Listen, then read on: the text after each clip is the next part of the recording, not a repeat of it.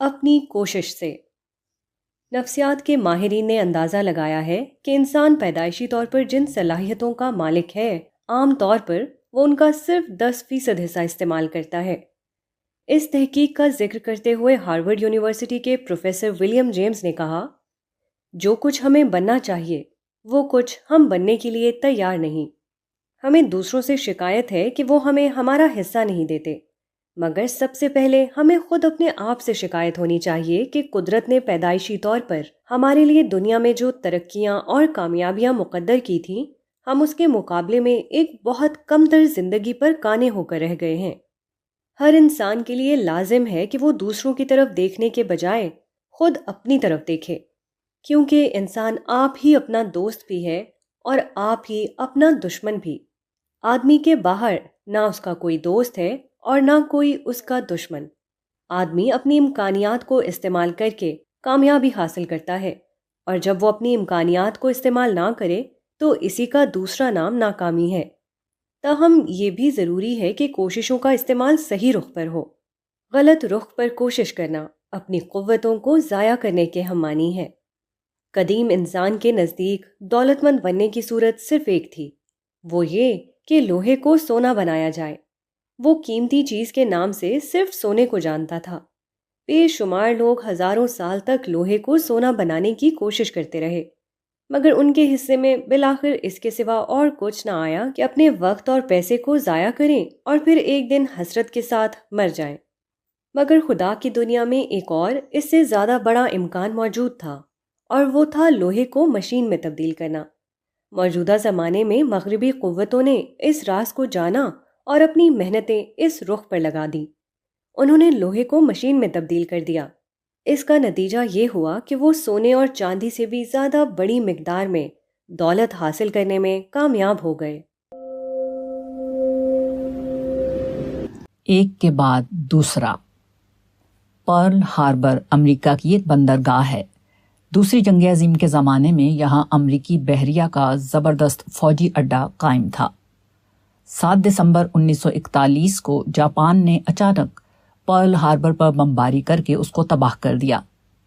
امریکہ کا جرم یہ تھا کہ وہ جاپان دشمن طاقتوں کے ہاتھ فوجی ہتھیار فروخت کرتا ہے، مگر جاپان کے اس جنگی اقدام نے مسئلے کو اور بڑھا دیا۔ اب امریکہ براہ راست جنگ میں شریک ہو گیا۔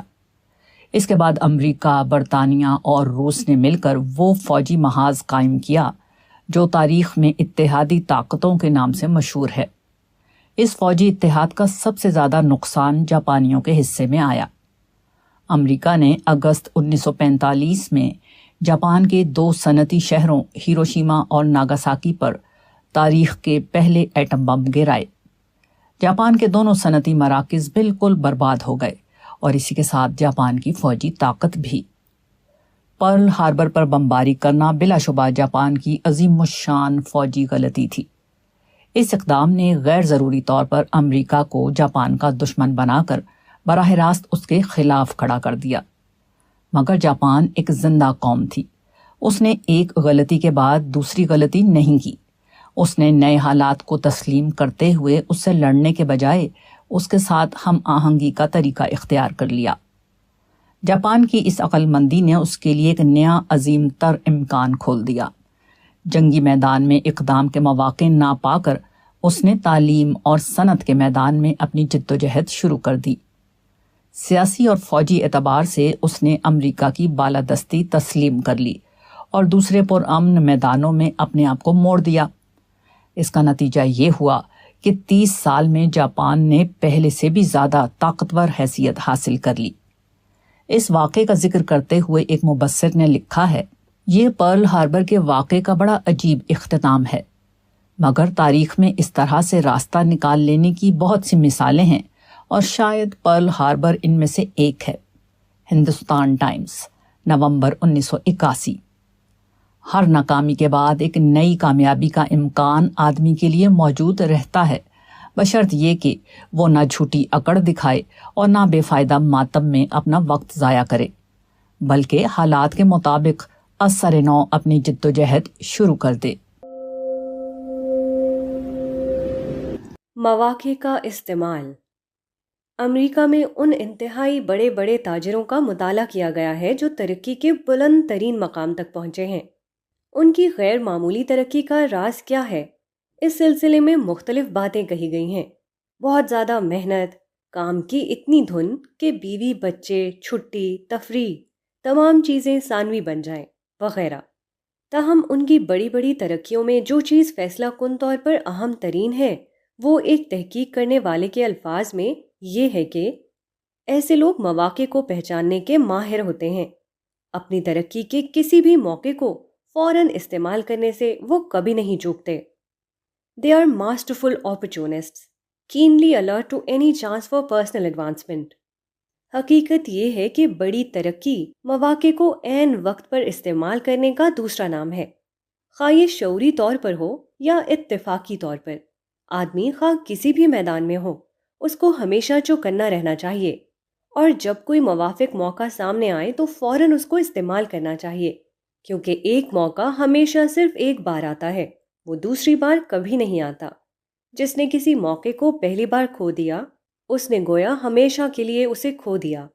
نئے مواقع بالکل چھپے ہوئے نہیں ہوتے، ان کا اندازہ بہت سے لوگوں کو ہو جاتا ہے، مگر آگے بڑھ کر ان کو استعمال کرنے والے ہمیشہ بہت کم ہوتے ہیں۔ اس کی وجہ یہ ہے کہ نئے مواقع کو استعمال کرنے میں ہمیشہ کچھ خطرے کا پہلو بھی ہوتا ہے۔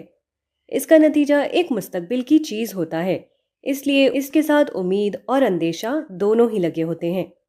جو لوگ کاہلی کرتے ہیں یا سوچ بچار میں رہتے ہیں وہ محروم رہ جاتے ہیں۔ اس کے برعکس جو لوگ مستعدی دکھاتے ہیں اور خطرہ مول لے کر آگے بڑھ جاتے ہیں وہ کامیاب رہتے ہیں۔ امکانات کو پہچانیے، کوئی موقع پیدا ہو تو فوراً اس کو استعمال کیجیے، آپ یقیناً بڑی بڑی کامیابیاں حاصل کر سکیں گے۔ ہار میں جیت۔ دوسری عالمی جنگ 1939 تا 1945 میں ابتداً امریکہ براہ راست شامل نہ تھا، تاہم ہتھیار اور سامان کے ذریعے اس کی مدد برطانیہ اور اس کے ساتھیوں کی طاقت کا ذریعہ بنی ہوئی تھی۔ چنانچہ جاپان نے امریکہ کے خلاف ایک خفیہ منصوبہ بنایا۔ اس نے 7 دسمبر 1941 کو اچانک امریکہ کے بحری اڈے پرل ہاربر پر شدید حملہ کیا اور اس کو تباہ کر دیا۔ تاہم امریکہ کی ہوائی طاقت بدستور محفوظ رہی۔ یہ وہ وقت تھا جب کہ امریکہ میں ایٹم بم کی پہلی کھیپ زیر تکمیل تھی۔ چنانچہ اس کے مکمل ہوتے ہی امریکہ نے جاپان سے مطالبہ کیا کہ وہ غیر مشروط طور پر ہتھیار ڈال دے، ورنہ اس کو برباد کر دیا جائے گا۔ جاپان کو امریکہ کی جدید قوت کا اندازہ نہ تھا، اس نے اس کو منظور نہیں کیا۔ چنانچہ 14 اگست 1945 کو امریکہ نے جاپان کے 2 صنعتی شہروں ہیروشیما اور ناگاساکی پر ایٹم بم گرائے۔ ایک لمحے میں جاپان کی فوجی طاقت تہس نہس ہو کر رہ گئی۔ جاپان نے مجبور ہو کر ہتھیار ڈالنے کا اعلان کر دیا۔ اس کے فوراً بعد جنرل میکارتر امریکی فوجوں کے ساتھ جاپان میں اتر گئے۔ جاپان کے اوپر مکمل طور پر امریکہ کا فوجی قبضہ ہو گیا۔ جاپان اگرچہ خالص ہتھیار کے اعتبار سے شکست کھا چکا تھا، مگر جاپانیوں کے درمیان جنگی جنون بدستور باقی تھا۔ جاپانیوں کا جنگی جنون اس زمانے میں اتنا بڑا ہوا تھا کہ وہ اپنے جسم میں بم باندھ کر جہازوں کی چمنی میں کود جاتے تھے۔ اب جنرل میکارتر کے سامنے یہ سوال تھا کہ اس جنگی جنون کا خاتمہ کس طرح کیا جائے۔ جنرل میکارتر نے اس کا حل اس تدبیر میں تلاش کیا کہ جاپانیوں کے جذبے کو جنگ سے ہٹا کر معاشی سرگرمیوں کی طرف پھیر دیا جائے۔ ایک امریکی مبصر اینٹنی لوئس نے لکھا ہے، جب جاپان نے 40 سال پہلے ہتھیار ڈالے تو جنرل میکارتر نے نہ صرف جاپان پر فوجی قبضہ کر لیا، بلکہ اسی کے ساتھ ان کی مہم یہ تھی کہ وہ ملک کی از سر نو تشکیل کریں۔ اگر اس وقت ان سے پوچھا جاتا کہ ان کی سب سے بڑی خواہش کیا ہے تو میرا خیال ہے وہ یہ کہتے کہ جاپان کے جارح عوام کے جوش کو جنگ کے بجائے اقتصادی حوصلوں کی طرف موڑ دینا۔ ٹائمز آف انڈیا 26 اگست 1985۔ اب جاپان کے لیے ایک صورت یہ تھی کہ وہ اپنے ذہن کو باقی رکھتا۔ اگر کھلے طور پر میدان جنگ میں لڑنے کے مواقع نہیں تھے تو خفیہ طریقے پر امریکہ کے خلاف اپنی مقابلہ آرائی کو جاری رکھتا۔ آخری درجے میں وہ اس کام کو کر سکتا تھا، جس کا نمونہ ہندوستان کے مسلمانوں میں نظر آ رہا ہے، یعنی اپنے مفروضہ حریف کے خلاف الفاظ کی بے فائدہ جنگ جاری رکھنا۔ مگر جاپان نے فاتح کی پیشکش کو قبول کرتے ہوئے فوراً اپنے عمل کا رخ بدل دیا۔ اس نے امریکہ سے براہ راست ٹکراؤ کو مکمل طور پر ختم کر دیا اور اپنی تمام قوتوں کو سائنسی تعلیم اور ٹیکنیکل ترقی کے راستے میں لگا دیا۔ اس کا نتیجہ عظیم الشان کامیابی کی شکل میں برآمد ہوا۔ جاپان نے تیزی سے اقتصادی ترقی شروع کی۔ اس نے 1971 میں $6 بلین کا تجارتی سامان امریکہ بھیجا تھا۔ اس کے بعد جاپانی مصنوعات کی مقبولیت امریکہ میں بڑھتی رہی، یہاں تک کہ موجودہ اندازے کے مطابق 1985 میں جاپان کے مقابلے میں امریکہ کا تجارتی خسارہ $45 بلین تک پہنچ جائے گا۔ ٹائمز آف انڈیا، 14 ستمبر 1985۔ نیوز ویک 12 اگست 1985 میں ایک رپورٹ بعنوان جاپان دی 40 ایئرز میریکل چھپی ہے۔ اس میں 1945 میں جاپان کی کامل بربادی کے 40 سال بعد اس کی غیر معمولی ترقی کی تفصیلات پیش کرتے ہوئے کہا گیا ہے کہ جاپانی قوم افسانوی پرندے کی طرح خود اپنی راکھ کے اندر سے اٹھ کھڑی ہوئی ہے۔ جاپان کو خود اپنے فاتح کے مقابلے میں یہ کامیابی اس لیے حاصل ہوئی کہ اس نے اپنی ناکامی کا اعتراف کر لیا۔ حقیقت کا اعتراف ہی اس دنیا میں کامیابی کا واحد راز ہے، اگرچہ بہت سے نادان لوگ حقیقت کے انکار میں کامیابی کا راز تلاش کرنے لگتے ہیں۔ کامیابی کے لیے ایک تاجر سے پوچھا گیا کامیابی کیا ہے؟ اس نے جواب دیا، When you wake up in the morning, jump out of bed and shout, "Great! Another day." Then you are a success. صبح کے وقت جب تم جاگو تو کود کر بستر سے نکلو اور چلا کر کہو، زبردست، ایک اور دن، تب تم کامیاب ہو۔ حقیقت یہ ہے کہ رات کے بعد ایک نئی صبح کا طلوع ہونا عظیم ترین چیز ہے، کیونکہ وہ ہم کو کام کا ایک اور دن دیتا ہے۔ جس شخص کے اندر کام کا واقعی جذبہ ہو وہ ایسے ایک دن کو پا کر اچھل پڑے گا، اور جو شخص کام کا ایک دن پا کر اچھل پڑے وہی اس دنیا میں کوئی بڑا کام کر سکتا ہے۔ زمین پر رات اور دن کا باری باری آنا ساری معلوم کائنات میں ایک انوکھا واقعہ ہے، کیونکہ وسیع کائنات میں یا تو سورج جیسے ستارے ہیں جو آگ کے بہت بڑے الاؤ کی مانند ہیں، اور ان میں انسان جیسی زندگی ممکن نہیں۔ اس کے بعد جو سیارے یا سیارچے ہیں، مثلاً مریخ یا چاند، ان کی گردش زمین کے برعکس صرف یک طرفہ ہے، یعنی وہ صرف اپنے مدار میں گھومتے ہیں۔ اس کا نتیجہ یہ ہے کہ ان کے ایک حصے پر مستقل رات اور ان کے دوسرے نصف حصے پر مستقل دن رہتا ہے۔ زمین وہ استثنائی کرہ ہے جو اپنے مدار پر گھومنے کے علاوہ اپنے محور پر بھی گھومتا ہے۔ اس کی وجہ سے اس پر رات اور دن باری باری آتے رہتے ہیں۔ یہ اللہ تعالیٰ کا حیرت انگیز انتظام ہے۔ اس طرح اللہ تعالیٰ نے انسان کو یہ موقع دیا ہے کہ وہ دن کے اوقات میں کام کرے اور رات کو اپنی تکان مٹائے۔ آدمی اگر اس پورے نظام پر غور کرے تو زمین پر رات کے بعد دن کا آنا اس کو اتنا عجیب معلوم ہوگا کہ صبح ہوتے ہی وہ واقعتاً بستر سے کود کر کھڑا ہو جائے گا اور خدا کا شکر ادا کرے گا کہ اس نے اس کو کام کا قیمتی موقع عطا فرمایا۔ جو لوگ صبح کو ایک قیمتی نعمت سمجھیں، وہی لوگ اپنی صبح کو ایک نئے امکان کے طور پر استعمال کرنے میں کامیاب ہو سکتے ہیں۔ کمی کی تلافی۔ کیسر ولیم دوم 1888 سے لے کر 1918 تک جرمنی کا بادشاہ تھا۔ اس کا بایاں بازو پیدائشی طور پر ناقص اور چھوٹا تھا۔ کہا جاتا ہے کہ اس کے غیر معتدل مزاج کا سبب اس کا یہی عضویاتی نقص تھا۔ قیصر ولیم ہی کی غیر مدبرانہ سیاست کے نتیجے میں پہلی جنگ عظیم 1914 تا 1918 چھڑی۔ اس میں ایک طرف جرمنی اور اس کے ساتھی تھے اور دوسری طرف برطانیہ اور اس کے ساتھی۔ آخر کار جرمنی کو شکست ہوئی۔ اسی کے ساتھ ہی قیصر ولیم کی حکومت بھی ختم ہو گئی۔ قید یا قتل سے بچنے کے لیے اس نے اپنا ملک چھوڑ دیا۔ وہ نیدرلینڈ چلا گیا۔ وہاں وہ ڈوم میں خاموشی سے زندگی کے بقیہ دن گزارتا رہا، یہاں تک کہ 4 جون 1941 کو 82 سال کی عمر میں مر گیا۔ پہلی جنگ عظیم سے کچھ پہلے کا واقعہ ہے۔ قیصر ولیم دوم ایک سرکاری دورے پر سوئٹزرلینڈ گیا۔ وہ یہ دیکھ کر بہت خوش ہوا کہ سوئٹزرلینڈ اگرچہ ایک چھوٹا ملک ہے مگر اس کی فوج بہت منظم ہے۔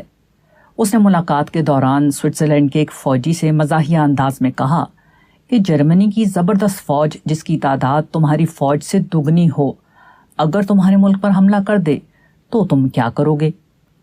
اعلیٰ تربیت یافتہ فوجی نے بڑی سنجیدگی سے جواب دیا، سر ہمیں بس ایک کے بجائے 2 فائر کرنے پڑیں گے۔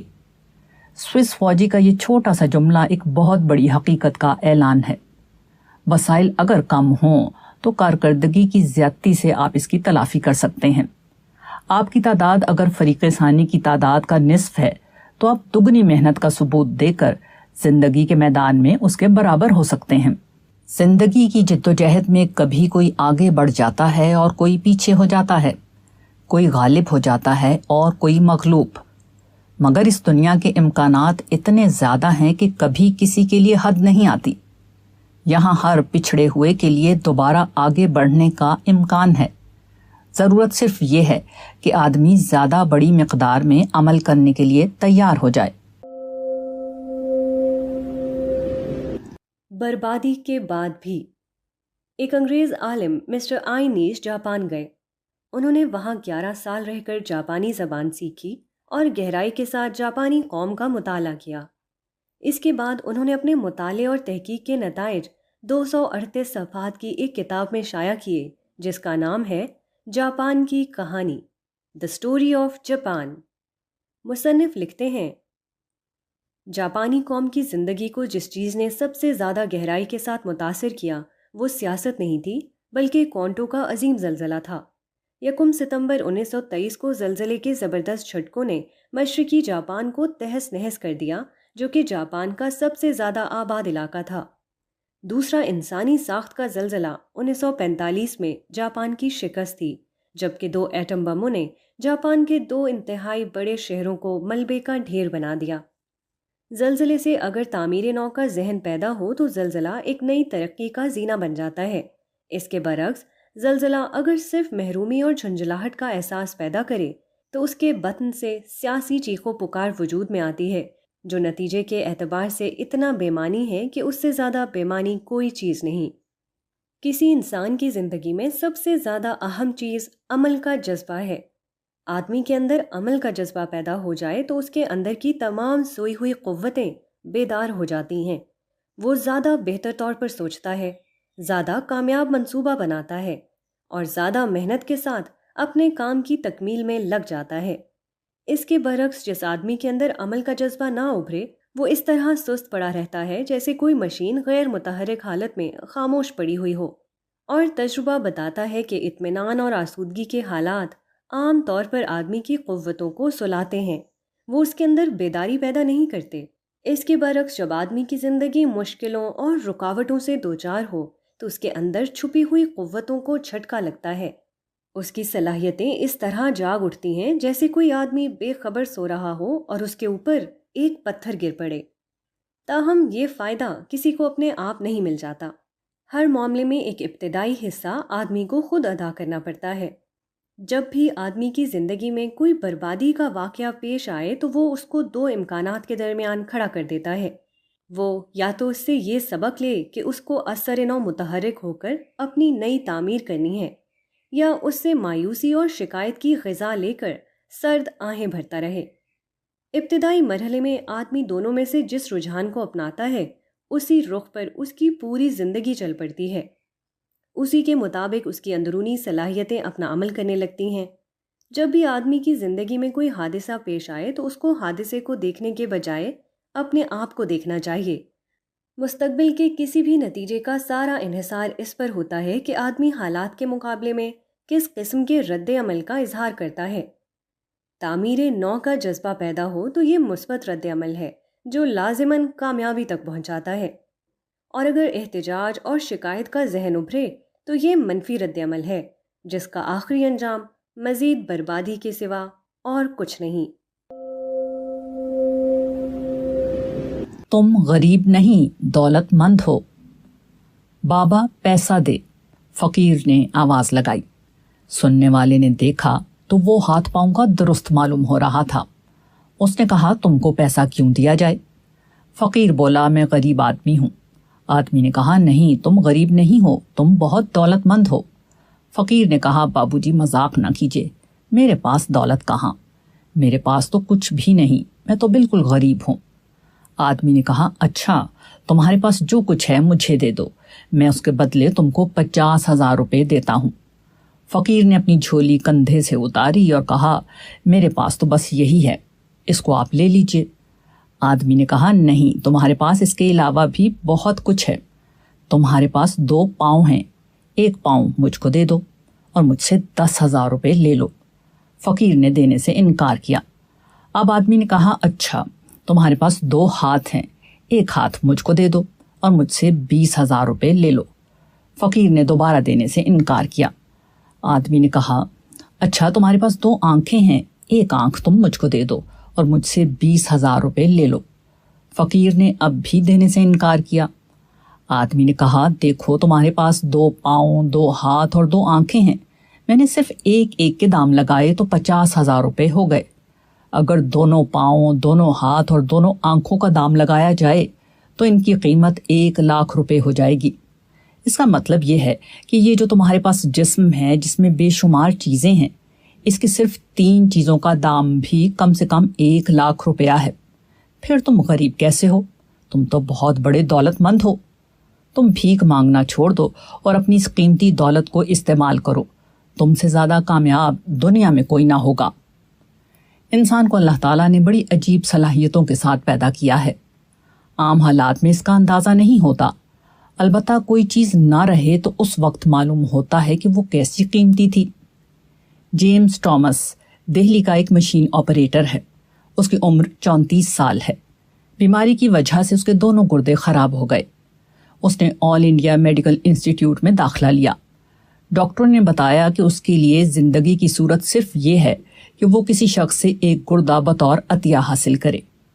گردہ ایک خالص قدرتی پیداوار ہے، کسی انسانی کارخانے میں خرب روپیہ خرچ کر کے بھی گردہ بنایا نہیں جا سکتا۔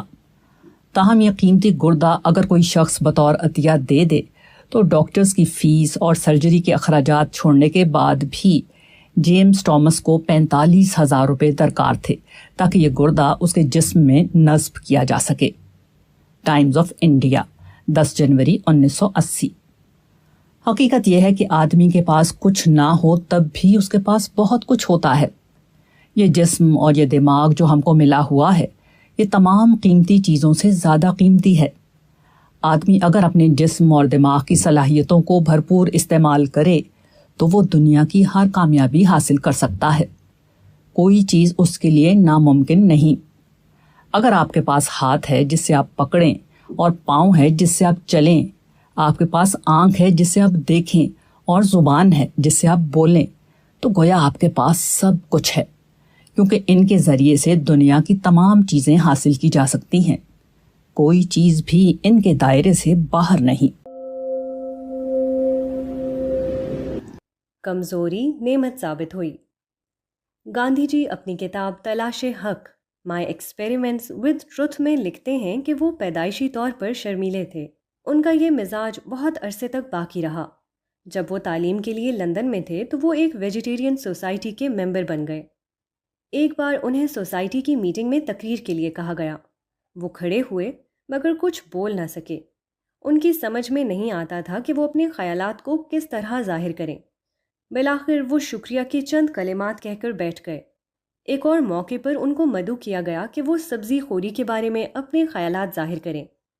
اس بار انہوں نے اپنے خیالات ایک کاغذ پر لکھ لیے، مگر جب وہ کھڑے ہوئے تو وہ اپنا لکھا ہوا بھی نہ پڑھ سکے۔ ان کی یہ حالت دیکھ کر ایک شخص نے مدد کی اور ان کی لکھی ہوئی تحریر کو پڑھ کر سنایا۔ گاندھی جی نے وکالت کا امتحان پاس کرنے کے بعد بمبئی میں پریکٹس شروع کی، مگر یہاں بھی ان کا شرمیلا پن ان کے لیے رکاوٹ بن گیا۔ پہلا کیس لے کر جب وہ جج کے سامنے کھڑے ہوئے تو حال یہ ہوا کہ ان کا دل بیٹھنے لگا اور وہ کچھ نہ بول سکے۔ چنانچہ انہوں نے اپنے موکل سے کہا کہ میں تمہارے کیس کی وکالت نہیں کر سکتا، تم کوئی دوسرا وکیل تلاش کر لو۔ بظاہر یہ سب کمی کی باتیں ہیں، مگر گاندھی جی لکھتے ہیں کہ یہ کمیاں بعد میں ان کے لیے بہت بڑی نعمت ثابت ہوئیں۔ اس سلسلے میں ان کے الفاظ یہ ہیں: My hesitancy in speech, which was once an annoyance, is now a pleasure. Its greatest benefit has been that it has taught me the economy of words. I have naturally formed the habit of restraining my thoughts, and I can now give myself a certificate that a thoughtless word hardly ever escapes my tongue or pen. بولنے میں میری یہ ہچکچاہٹ جو کبھی مجھے تکلیف دہ معلوم ہوتی تھی، اب میرے لیے ایک مسرت ہے۔ اس کا سب سے بڑا فائدہ یہ ہوا کہ اس نے مجھے مختصر الفاظ میں بولنا سکھایا۔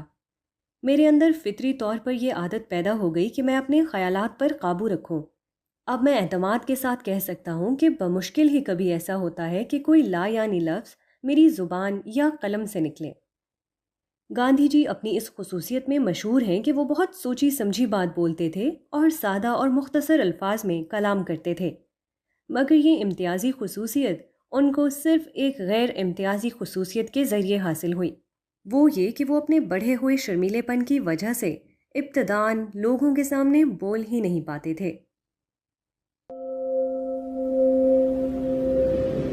سڑک کی مرمت ہو رہی ہو تو سڑک کے درمیان ایک بورڈ لگا دیا جاتا ہے جس پر لکھا ہوتا ہے سڑک بند ہے، مگر اس کا مطلب کبھی یہ نہیں ہوتا کہ سرے سے راستہ بند ہو گیا ہے اور اب آنے جانے والے اپنی گاڑی روک کر کھڑے ہو جائیں۔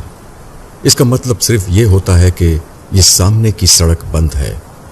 ہر شخص کو اس قسم کے بورڈ کے معنی معلوم ہے، چنانچہ سواریاں جب وہاں پہنچ کر بورڈ کو دیکھتی ہیں تو وہ ایک لمحے کے لیے نہیں رکتی، وہ دائیں بائیں گھوم کر اپنا راستہ نکال لیتی ہے اور آگے جا کر دوبارہ سڑک پکڑ لیتی ہے، اور اگر کسی وجہ سے دائیں بائیں راستہ نہ ہو تب بھی سواریوں کے لیے کوئی مسئلہ نہیں، وہ اطراف کی سڑکوں سے اپنا سفر جاری رکھتی ہیں۔ کچھ دور آگے جا کر دوبارہ انہیں اصل سڑک مل جاتی ہے اور اس پر اپنا سفر جاری رکھتے ہوئے وہ منزل پر پہنچ جاتی ہیں۔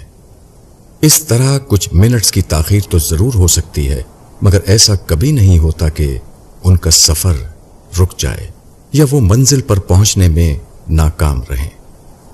یہی صورت زندگی کے سفر کی بھی ہے۔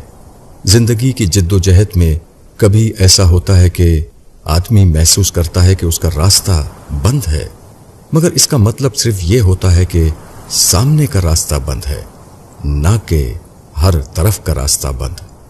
جب بھی ایک راستہ بند ہو تو دوسرے بہت سے راستے کھلے ہوئے ہوں گے۔ عقل مند شخص وہ ہے جو اپنے سامنے سڑک بند ہے کا بورڈ دیکھ کر رک نہ جائے، بلکہ دوسرے راستے تلاش کر کے اپنا سفر جاری رکھے۔ ایک میدان میں مواقع نہ ہو تو دوسرے میدان میں اپنے لیے مواقع کار تلاش کر لیجئے۔ حریف سے براہ راست مقابلہ ممکن نہ ہو تو بالواسطہ مقابلے کا طریقہ اختیار کیجئے۔ آگے کی صف میں آپ کو جگہ نہ مل رہی ہو تو پیچھے کی صف میں اپنے لیے جگہ حاصل کر لیجئے۔ ٹکراؤ کے ذریعے مسئلہ حل ہوتا نظر نہ آتا ہو تو مصالحت کے ذریعے مسئلے کے حل کی صورت نکال لیجئے۔ دوسروں کا ساتھ حاصل نہ ہو رہا ہو تو تنہا اپنے کام کا آغاز کر دیجئے۔ چھت کی تعمیر کا سامان نہ ہو تو بنیاد کی تعمیر میں اپنے آپ کو لگا دیجئے۔ بندوں سے ملتا ہوا نظر نہ آتا ہو تو خدا سے پانے کی کوشش کیجئے۔ ہر بند سڑک کے پاس ایک کھلی سڑک بھی ہوتی ہے، مگر اس کو وہی لوگ پاتے ہیں جو آنکھ والے ہوں۔ افسوس نہ کیجیے۔ امریکہ کے ایک نفسیاتی ڈاکٹر نے کہا ہے کہ آدمی سب سے زیادہ جس چیز میں اپنا وقت برباد کرتا ہے وہ افسوس ہے۔ اس کا کہنا ہے کہ بیشتر لوگ ماضی کی تلخ یادوں میں گھرے رہتے ہیں۔ وہ یہ سوچ سوچ کر کوڑتے رہتے ہیں کہ اگر میں نے ایسا کیا ہوتا تو میرا جو کام بگڑ گیا تھا وہ نہ بگڑتا، اگر میں نے یہ تدبیر کی ہوتی تو میں نقصان سے بچ جاتا، وغیرہ۔ اس قسم کے احساسات میں جینا اپنے وقت اور قوتوں کو ضائع کرنا ہے۔ گزرا ہوا موقع دوبارہ واپس نہیں آتا، پھر اس کا افسوس کیوں کیا جائے؟ مذکورہ ڈاکٹر کے الفاظ میں بہترین بات یہ ہے کہ ہر ایسے موقع پر آپ یہ کہیں کہ اگلی بار میں اس کام کو دوسرے ڈھنگ سے کروں گا۔ Next time I will do it differently. جب آپ ایسا کریں گے تو آپ گزرے ہوئے معاملے کو بھول جائیں گے. آپ کی توجہ جو اس سے پہلے ماضی کی بے فائدہ یاد میں لگی ہوئی تھی وہ مستقبل کے متعلق غور و فکر اور منصوبہ بندی میں لگ جائے گی. ریڈرز ڈائجسٹ، ستمبر 1981. اس کا نقد فائدہ یہ حاصل ہوگا کہ آپ افسوس اور کڑھن میں اپنی قوتیں ضائع کرنے سے بچ جائیں گے. جو چیز اس سے پہلے آپ کے لیے صرف تلخ یاد بنی ہوئی تھی وہ آپ کے لیے ایک قیمتی تجربے کی حیثیت اختیار کر لے گی. ایک ایسا تجربہ جس میں مستقبل کے لیے سبق ہے، جس میں آئندہ کے لیے نئی روشنی ہے. افسوس یا غم بیشتر حالات میں یا ماضی کے لیے ہوتے ہیں یا مستقبل کے لیے. آدمی یا تو کسی گزرے ہوئے نقصان کا افسوس کرتا رہتا ہے یا ایسے واقعے کا غم جس کے متعلق اسے اندیشہ ہو کہ وہ آئندہ پیش آئے گا. مگر یہ دونوں ہی غیر ضروری ہیں. جو نقصان ہو چکا وہ ہو چکا، اب وہ دوبارہ واپس آنے والا نہیں، پھر اس کا غم کرنے سے کیا فائدہ. اور جس واقعے کا اندیشہ ہے وہ بہرحال ایک امکانی چیز ہے، اور بہت کم ایسا ہوتا ہے کہ آدمی جس خطرے کا اندیشہ کرے وہ عین اس کے اندیشے کے مطابق پیش آ جائے. ناکامی زینہ بن گئی. اسپینسرز مدراس شہر کی ایک بہت مشہور دکان ہے. ایک بار آگ نے اس دکان کو برباد کر دیا، مگر اس نے بہت جلد اپنی تجارت دوبارہ بحال کر لی. اس طرح کہ اس نے اپنی دکان کے سامنے ایک تختہ لگا دیا جس پر لکھا ہوا تھا، یقین جانیے ہماری دکان آج واحد دکان ہے جہاں صرف تازہ مال موجود ہے. You bet ours is the only store today with nothing but fresh stock. یہ ایک مثال ہے جس سے اندازہ ہوتا ہے کہ آدمی بربادی سے دوچار ہونے کے بعد اگر اپنی عقل کو نہ کھوئے تو وہ نہ صرف دوبارہ کامیابی حاصل کر سکتا ہے بلکہ اپنی ناکامی کو اپنے لیے نئی کامیابی کا زینہ بنا سکتا ہے. مدراس کی مذکورہ دکان آگ سے جل کر تباہ ہو گئی تھی. بظاہر یہ بربادی کا واقعہ تھا، مگر اس واقعے کو دکاندار نے زینے کے طور پر استعمال کیا. دکان کی آگ میں جل جانے کے معنی یہ ہیں کہ پچھلا سامان جو دکان میں تھا سب ختم ہو چکا ہے. اب دکاندار نے فوراً نیا سامان لا کر دکان میں رکھ دیا اور پھر خریدار کی اس نفسیات کو استعمال کیا کہ وہ ہمیشہ تازہ بنا ہوا مال پسند کرتا ہے. اس نے جب مذکورہ اعلان کیا تو عوام نے فوراً اس کو صحیح سمجھ لیا، کیونکہ وہ جانتے تھے کہ یہ دکان آگ میں جل کر تباہ ہو چکی ہے. انہوں نے یقین کر لیا کہ اس کا سب سامان بالکل نیا ہے اور خریداری کے لیے ٹوٹ پڑے. گزرے ہوئے نقصان کو اس نے بہت جلد زیادہ بکری کے ذریعے حاصل کر لیا. اس دنیا میں اس وقت بھی ایک نیا امکان چھپا ہوا موجود ہوتا ہے جبکہ آدمی کا اثاثہ جل کر راکھ ہو گیا ہو. آدمی کو چاہیے کہ وہ کبھی بھی مایوس نہ ہو.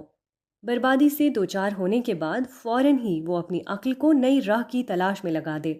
وہ پائے گا کہ جہاں اس کے لیے ایک امکان ختم ہوا تھا وہیں دوسرا زیادہ بہتر امکان اس کا انتظار کر رہا ہے. جہاں ایک تاریخ ختم ہوئی تھی وہیں اس کے لیے ایک نئی تاریخ شروع ہو گئی. سمجھدار کون؟ ڈیل کارنیگی نے کہا ہے کہ زندگی میں سب سے زیادہ اہم چیز کامیابیوں سے فائدہ اٹھانا نہیں ہے. ہر بے وقوف آدمی ایسا کر سکتا ہے. حقیقی معنوں میں اہم چیز یہ ہے کہ تم اپنے نقصانات سے فائدہ اٹھاؤ. اس دوسرے کام کے لیے ذہانت درکار ہے، اور یہی وہ چیز ہے جو ایک سمجھدار اور ایک بے وقوف کے درمیان فرق کرتی ہے. The most important thing in life is not to capitalize on your gains. Any fool can do that. The really important thing is to profit from your losses. That requires intelligence, and it makes the difference between a man of sense and a fool. اس دنیا میں اتفاقاً ہی کبھی ایسا ہوتا ہے کہ آدمی صرف کامیابیوں کے درمیان ہو اور اس کے لیے اس کے سوا اور کوئی کام نہ ہو کہ وہ بس کامیابیوں سے بے روک ٹوک فائدہ اٹھاتا رہے. بیشتر حالات میں یہ ہوتا ہے کہ آدمی اپنے آپ کو مشکلوں اور نقصانات کے درمیان پاتا ہے اور اس کو مشکلوں اور نقصانات سے گزرتے ہوئے اپنی منزل تک پہنچنا پڑتا ہے. اس دنیا میں صرف وہ لوگ کامیاب ہوتے ہیں جو اس ہوش مندی کا ثبوت دیں کہ وہ ناموافق حالات کی شکایت کرنے کے بجائے ناموافق حالات کا استقبال کرنا جانتے ہیں، جو مشکلوں کے خلاف فریاد کرنے کے بجائے مشکلوں کو حل کرنے کی تدبیر کرتے ہیں. نقصان سے فائدہ اٹھانا، یہی واحد خصوصیت ہے جو اس دنیا میں کسی کو کامیاب کرتی ہے۔ کوئی فرد ہو یا کوئی قوم، دونوں کو اس دنیا میں اسی ایک امتحان میں کھڑا ہونا پڑتا ہے۔ اس دنیا میں کامیاب وہ نہیں ہے جس کو مشکلیں پیش نہ آئیں۔ یہاں کامیاب وہی ہے جو مشکلوں کے باوجود کامیاب ہو سکے۔ یہاں منزل پر وہ پہنچتا ہے جو راستے کی دشواریوں کے باوجود اپنا سفر طے کر سکے۔ تاریخ سازی۔ بی ٹکمین کا قول ہے کہ تاریخ غلط اندازے کا ظہور ہے۔ History is the unfolding of miscalculation. اس کا مطلب یہ ہے کہ حال کے اعتبار سے مبصرین تاریخ کے بارے میں ایک رائے قائم کرتے ہیں، مگر حال جب مستقبل بنتا ہے تو معلوم ہوتا ہے کہ لوگوں کے اندازے بالکل غلط تھے۔ مستقبل اکثر حالات میں اس سے مختلف صورت میں ظاہر ہوتا ہے جو ابتدائی طور پر سمجھنے والوں نے اس کے بارے میں سمجھا تھا۔ مثال کے طور پر 6 ہجری میں رسول اللہ صلی اللہ علیہ وسلم اور قریش کے درمیان صلح حدیبیہ ہوئی تھی۔ اس وقت قریش کے تمام لوگوں نے یہ سمجھا کہ مسلمانوں نے خود اپنے خاتمے کے کاغذ پر دستخط کر دیے ہیں، مگر بعد کے سالوں نے بتایا کہ اس بظاہر ہار میں فتح کا عظیم مستقبل چھپا ہوا تھا۔ موجودہ زمانے میں 1945 میں جب امریکہ کے جنگی جہاز فضا میں چنگھاڑتے ہوئے جاپان پر ایٹم بم گرانے کے لیے روانہ ہوئے تو امریکہ کا اندازہ یہی تھا کہ وہ جاپان کو ہمیشہ کے لیے راکھ کا ڈھیر بنا رہا ہے، مگر اس واقعے کے 40 سال بعد لوگوں نے دیکھا کہ جاپان دنیا کی سب سے بڑی صنعتی طاقت بن کر ابھرا ہے۔ اس سے معلوم ہوتا ہے کہ انسانی تاریخ کو بنانے والا خود انسان نہیں، یہ دراصل خدا ہے جو انسانی تاریخ کو اپنی مرضی کے مطابق کوئی ایک یا دوسری صورت دیتا ہے۔ تاریخ کی صورت گری کا فیصلہ غیب سے ہوتا ہے، نہ کہ ظاہری احوال سے۔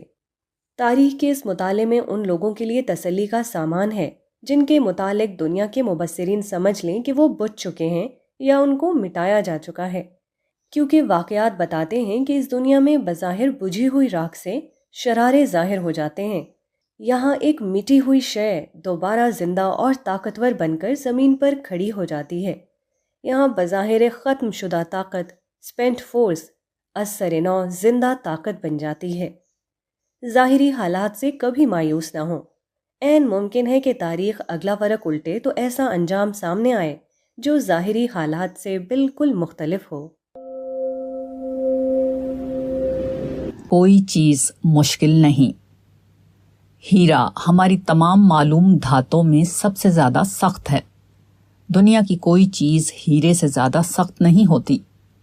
شیشے کا فریم بنانے والے کو آپ نے دیکھا ہوگا کہ وہ قلم کی صورت میں ایک چیز شیشے کے تختے پر گزارتا ہے اور شیشہ کٹ کر 2 ٹکڑے ہو جاتا ہے۔ اس قلم میں ہیرے کا ٹکڑا لگا ہوتا ہے۔ ایسا اس لیے ممکن ہوتا ہے کہ ہیرا انتہائی سخت چیز ہے، خواہ وہ قدرتی ہو یا مصنوعی۔ تمام دوسری معدنیات کے برعکس ہیرے پر کسی قسم کا ایسڈ یعنی تیزاب اثر نہیں کرتا۔ آپ ہیرے کو خواہ کسی بھی تیزاب میں ڈالیں، وہ ویسا کا ویسا باقی رہے گا، مگر اسی سخت ترین ہیرے کو اگر ہوا کی موجودگی میں خوب گرم کیا جائے تو وہ ایک بے رنگ گیس بن کر اڑ جائے گا، اور یہ گیس کاربن ڈائی آکسائڈ ہوگی۔ اسی طرح ہر چیز کا ایک توڑ ہوتا ہے۔ اگر آپ کسی مشکل کا مقابلہ وہاں کریں جہاں وہ اپنی سخت ترین حیثیت رکھتی ہے تو ممکن ہے کہ آپ کی کوشش کامیاب نہ ہو، مگر کسی دوسرے مقام سے آپ کی یہی کوشش انتہائی حد تک نتیجہ خیز ہو سکتی ہے۔ جب بھی آپ کا مقابلہ کسی مشکل سے پیش آئے تو سب سے پہلے یہ معلوم کیجئے کہ اس کا کمزور مقام کون سا ہے، اور جو اس کا کمزور مقام ہو وہیں سے اپنی جدوجہد شروع کر دیجئے۔ ایک چیز کسی اعتبار سے ناقابل شکست ہو سکتی ہے، مگر وہی چیز دوسرے اعتبار سے آپ کے لیے موم ثابت ہوگی۔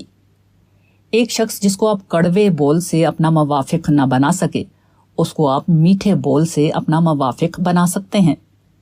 اپنے جس حریف کو آپ لڑائی کے ذریعے دبانے میں کامیاب نہ ہو سکے، اس کو آپ اخلاق اور شرافت کے ذریعے دبانے میں کامیاب ہو سکتے ہیں۔ ایک ماحول جہاں آپ مطالبے اور احتجاج کے ذریعے اپنا مقام حاصل نہ کر سکے، وہاں آپ محنت اور لیاقت کے ذریعے اپنا مقام حاصل کر سکتے ہیں۔ ہیرا تیزاب کے لیے سخت ہے، مگر وہ آنچ کے لیے نرم ہو جاتا ہے۔ یہی معاملہ انسان کا بھی ہے۔ ایک آدمی اگر ایک اعتبار سے سخت نظر آئے تو اس کو ہمیشہ کے لیے سخت نہ سمجھ لیجئے۔ اگر وہ ایک اعتبار سے سخت ہے تو دوسرے اعتبار سے نرم بھی ہو سکتا ہے۔ ہر چیز کا یہ حال ہے کہ وہ کسی اعتبار سے سخت ہے اور کسی اعتبار سے نرم۔ ایک شخص ایک انداز سے معاملہ کرنے میں بے لچک نظر آتا ہے، مگر وہی دوسرے انداز سے معاملہ کرنے میں ہر شرط پر راضی ہو جاتا ہے۔ یہی وہ حقیقت ہے جس کو جاننے میں زندگی کی تمام کامیابیوں کا راز چھپا ہوا ہے۔